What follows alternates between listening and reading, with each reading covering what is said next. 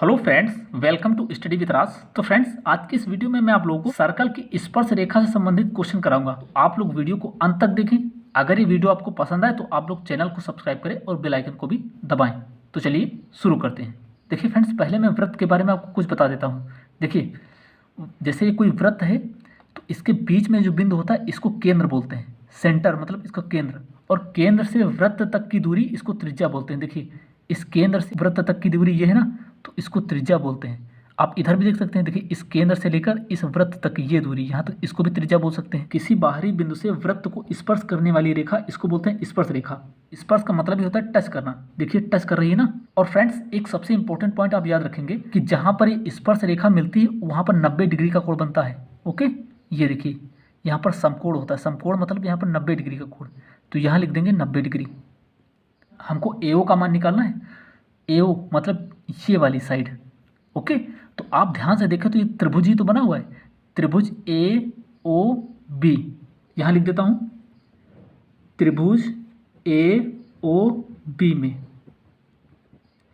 तो फ्रेंड्स, जब कोई त्रिभुज समकोण होता है तो उसमें लग जाती है पाइथागोरस प्रमेय। ओके, अब पाइथागोरस प्रमेय क्या होती है? देखिए, यहाँ पर मैं लिख देता हूँ पाइथागोरस प्रमेय। पाइथागोरस प्रमेय होती है कर्ण का स्क्वायर बराबर लंब का स्क्वायर प्लस आधार का स्क्वायर। ओके, ये पाइथागोरस थ्योरम होती है। 90 डिग्री के सामने की जो भुजा होती है ये कर्ण होती है। याद रखना, आपको स्पर्श रेखा के इन सवालों में हमेशा आपको इसको कर्ण मानना है। इस भुजा का स्क्वायर मतलब AO का स्क्वायर बराबर, अब दोनों जो साइडें बची ना इनके स्क्वायर का योग मतलब BO का स्क्वायर प्लस AB का स्क्वायर। BO का स्क्वायर प्लस AB का स्क्वायर। तो बस अब इसमें मान रख देते हैं। देखिए, हमसे AO की वैल्यू पूछी है तो AO का स्क्वायर बराबर, देखिए BO की जगह पर कितना लिख देंगे। देखिए, BO कितना दिया है 5 सेंटीमीटर, तो यहाँ लिख देंगे 5 का स्क्वायर प्लस, अब AB देखिए कितनी दी हुई है। AB ये देखिए 12 सेंटीमीटर, तो यहाँ लिख देंगे 12 का स्क्वायर। ऐसे करेंगे। AO का स्क्वायर बराबर, देखिए 5 का स्क्वायर होता है 25। ओके, और 12 का स्क्वायर होता है 144, तो यहाँ लिख देंगे 144।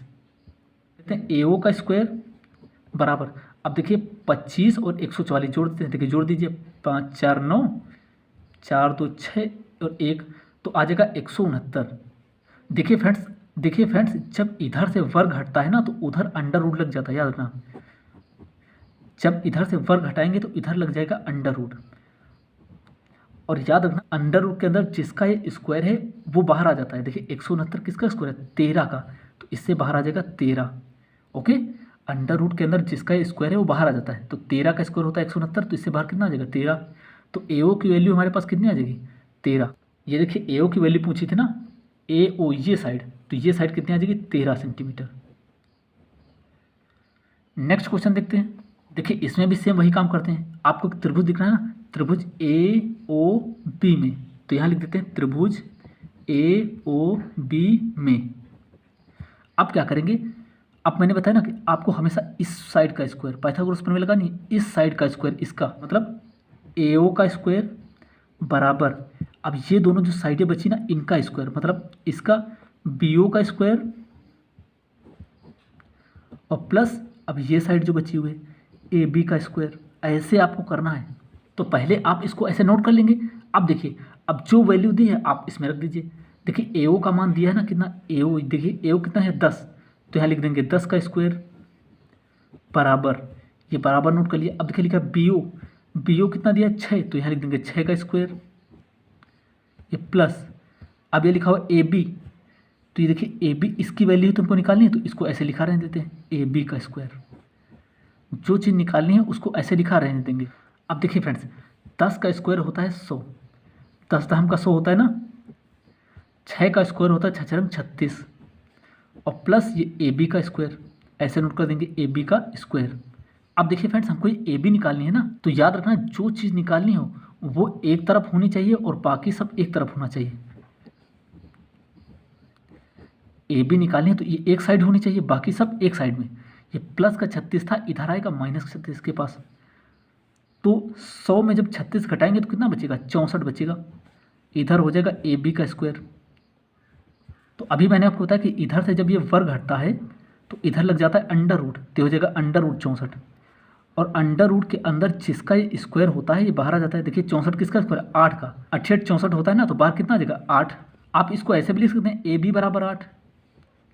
भाई जब बराबर है तो बराबर में चाहे इधर लिखिए चाहे इधर लिखिए।